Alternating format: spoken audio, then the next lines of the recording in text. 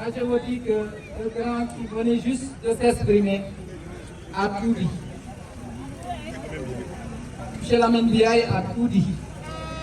Et je vais augmenter un tout petit peu sur des aspects sur lesquels il n'est pas revenu. La politique n'est pas manipulation. Ousmane Sonko nous a appris à faire de la politique. Et cette politique qu'on doit mener aujourd'hui, c'est une politique où on doit donner un discours sincère et de vérité.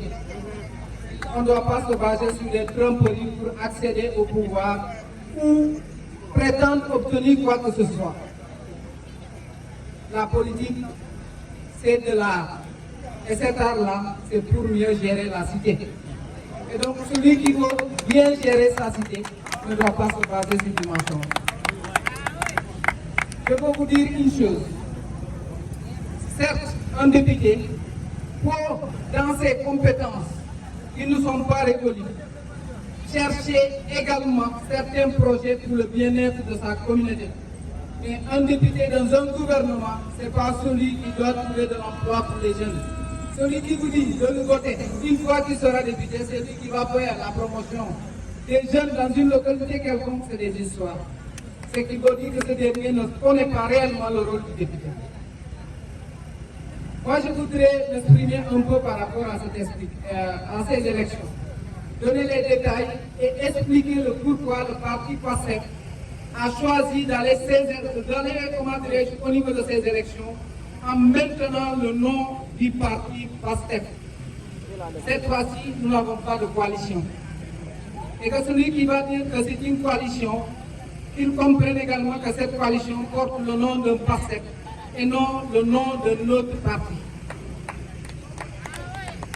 PASTEF a été aux élections en 2022 pour élire des députés. Mais pour ces élections, le parti PASTEF était parti en coalition avec plusieurs entités constituant le groupe qui s'appelle Yewwi Askan Wi. À quelques jours des élections, des ententes ont eu lieu, menant à ce groupe Yewwi de faire une autre coalition avec Wallu, donnant le nom de Yewwi Wallu. Ce qui a fait que lors des élections, ce n'était pas une coalition réelle, quand je dis réelle, parce qu'au niveau des bureaux de vote, il y avait les bulletins de tous les partis. Il y avait le bulletin de Yewwi, il y avait le bulletin de Wallu. Mais c'était des ententes qui ont été faites, poussant les partis à s'entendre et à faire des choix par rapport aux entités, aux régions, sur les candidats qui ont été investis. Donc quand on a gagné les élections, le jour des investitures, la veille, il y avait un atelier des députés. Et le jour de cette investiture, on s'est rendu compte que chaque groupe avait ses ambitions. Que ce qui nous unissait n'était pas une réalité. Et depuis ce jour-là, Yewwi et Wallu, ça a éclaté. Et chaque entité est partie de son côté. À l'approche des élections présidentielles, des problèmes ont surgi avant même le renouvellement du bureau de l'Assemblée nationale entre Yewwi et une partie qui est le groupe de Taxawu. Ce qui a fait qu'après cela, on a eu une dislocation totale entre Yewwi et Taxawu. Mais le 24 mars, c'est le peuple sénégalais qui a donné une majorité écrasante dès le premier tour au président Diomaye Diakhar Faye. Et Diomaye comme président de la République du Sénégal pour tous les Sénégalais. Mais Diomaye s'est rendu compte qu'en étant maintenant président de la République, il avait promis énormément de choses et également une rupture pour l'Assemblée nationale, une rupture pour le système dont on parle. Mais malheureusement, il n'avait pas cette majorité à l'Assemblée nationale qui devait l'accompagner à mener à bien cette mission et à tenir compte des promesses qu'il avait données au Sénégal.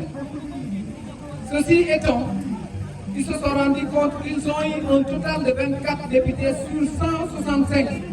Ce qui fait que l'opposition d'aujourd'hui a 141 députés qui ont toutes les armes nécessaires pour barrer le projet PASTEF. Il a pris la résolution de dissoudre l'Assemblée nationale. Mais cette dissolution de l'Assemblée nationale, on doit comprendre que le parti, en dissolvant l'Assemblée nationale, a pris toutes les mesures nécessaires de mieux organiser ces élections pour éviter tous les problèmes qu'ils ont eu lors des élections de 2022. Donc, en quoi faisant? En disant que dans tous les 46 départements du Sénégal, c'est les candidats de PASTEF qui doivent être investis. Au niveau de la liste nationale, toutes les partis qui tiennent et qui comptent accompagner le projet PASTEF peuvent être investis au niveau de la liste nationale. Mais c'est que les gens doivent comprendre que toutes ces personnes qui doivent être mises dans la liste nationale doivent être investies sous le nom du parti PASTEF. C'est en ce moment qu'un parti que je viens nommer ici, qui s'appelle Buntubi, étant parti qui était dans la coalition Diomaye Président en 2024, Buntubi a dit qu'il ne se retrouve pas dans cette idée du parti PASTEF. Parce que quoi? Ils savent qu'à l'Assemblée, ils peuvent être indépendants et faire des choses qui n'arrangent pas le parti PASTEF. Ils ont refusé de s'allier au parti et ils ont fait des investissements dans tous les autres départements. Aujourd'hui, c'est ce parti Buntubi qui est en train de dire aux gens qu'ils sont en train de travailler pour Diomaye Faye. C'est des histoires. Que l'on fasse la politique avec la vérité. Donc, il n'y aura pas un groupe parlementaire qui va allier, qui va regrouper les candidats de PASTEF et les autres candidats. Le PASTEF aura son groupe parlementaire unique au parti PASTEF. Parce que demain, si Alphonse, s'il sera député, arrive à l'Assemblée, met son intérêt au devant de l'intérêt du peuple, le parti a tous les prérogatives de me remplacer et de mettre quelqu'un qui va défendre l'intérêt du parti. Non, du parti, je m'excuse, je ne dirais pas l'intérêt du parti, qui va défendre l'intérêt du peuple. Parce que c'est vrai qu'on sera des députés d'un parti, mais on ne sera pas à l'Assemblée pour défendre un parti, on sera à l'Assemblée pour défendre le peuple. Capskirine, moi je voudrais vous dire une chose. Certes, ceux qui disent qu'ils ne me connaissent pas, c'est peut-être sur le terrain. Mais celui qui m'a écouté saurait bien que Capskirine était toujours dans mes interventions.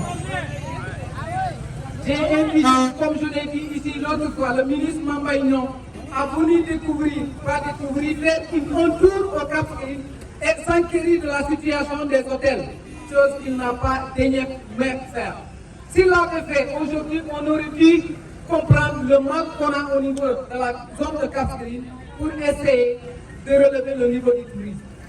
Mais moi, dans ma compréhension, ce n'était même pas une demande de la population de Capskirine. Parce qu'après élection, Babananki est là, il faut me prendre comme témoin. Je suis revenu voir le groupe de Babananki pour essayer de discuter et remercier du soutien qu'ils nous avaient apporté. Et lors de cette rencontre, ils nous ont dressé une liste de doléances de la zone de Capskirine. Que je dis que je suis revenu sur l'intégralité de ces doléances. Mais il n'y avait pas une liste, il n'y avait pas la doléance portant sur la création de l'hôpital à Capskirine.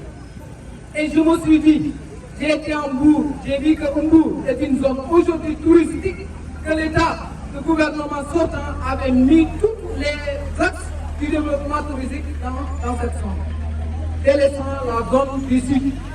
Donc je nous avais demandé tout bonnement de nous offrir un hôpital ici au Capskirine et non un centre de santé. Parce que celui qui parle de tourisme doit être accompagné par une santé légale et que la personne qui quitte ailleurs et qui tombe malade ici au Capskirine, on ne doit pas le drainer ici jusqu'à Ziguinchor pour qu'il bénéficie de certains soins. Il doit être doté d'un hôpital de niveau qui permettra à la population du département de Souy et à ceux de la zone de Capskirine de pouvoir se soigner sur place. Parce que c'est la seule chose qui peut accompagner aussi le tourisme. Parce que le tourisme, c'est la sécurité avant tout. Si la personne n'a pas cette sécurité, c'est pas sûr que beaucoup de gens vont daigner venir dans la zone. Donc, il faudrait arrêter de faire des tromperies et savoir que, comme il l'a dit, je l'ai dit ici, il avait fait un discours portant de cette majorité dont on cherche. Si la majorité est obtenue au niveau national, je reste convaincu que la lumière sera faite sur les questions des crimes qu'on a connus au Sénégal depuis 2021. Cette loi d'amnistie n'était qu'une farce. La loi d'amnistie sera revue et elle sera enlevée pour que la lumière soit faite. Une fois qu'on aura cette lumière, également la haute cour de justice sera implantée Et ce n'est pas avec une minorité que l'Assemblée pourra installer cette haute cour de justice. Pour avoir la haute cour de justice, il nous faut une majorité. Et Oussouye ne doit pas être derrière par rapport à cette majorité. Kasserine, moi ce que je dis, ce n'est pas une victoire que je demande à ceux de Oussouye. Ce n'est pas une victoire que je demande à ceux de Oussouye. On doit gagner au-delà des statistiques et des pourcentages qu'on avait lors des présidentielles. Pourquoi? Parce que Oussouye doit s'imposer au niveau national. Certes, on a été deuxième lors des élections présidentielles, mais il est temps d'être premier et de prendre ces statistiques pour demander au gouvernement de Diomaye et du président Ousmane Sonko de se rappeler qu'il y a un département qui s'appelle Oussouye. Ce n'est pas les postes de PCA, ce n'est pas les postes de chargé de mission qui vont permettre aux jeunes d'Oussouye de pouvoir travailler. Il nous faut un poste de ministre, un poste de DG pour que des portes soient ouvertes afin que les jeunes puissent travailler. Et pour arriver à cela, il nous faut gagner haut la main cette victoire, cette campagne, cette élection, afin que Oussouye puisse entrer dans son histoire pour des choses qu'on n'a jamais connues au niveau du département de Oussouye. C'est long. Mais je veux dire aux gens que la politique n'est plus tromperie. Parce que moi, je ne vais pas quitter mon pour venir tromper ce de Kasserine. Tôt ou tard, le monde est si petit, je vais rencontrer des gens sous lesquels j'avais prospéré des mensonges et je ne daignerai pas les regarder dans les yeux. Donc, ce qui est mieux, c'est de dire aux gens la vérité. Rien que la vérité, si la personne doit voter pour une personne, qu'il le fasse avec sa confiance. Que je ne vais pas tromper quelqu'un qui va venir voter pour moi et que demain d'ici je le savais.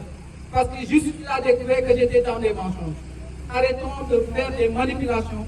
Faisons de la politique dans l'art comme nous l'a appris le président Ousmane Sonko pour le bien-être de tout le Sénégal. Je vous remercie.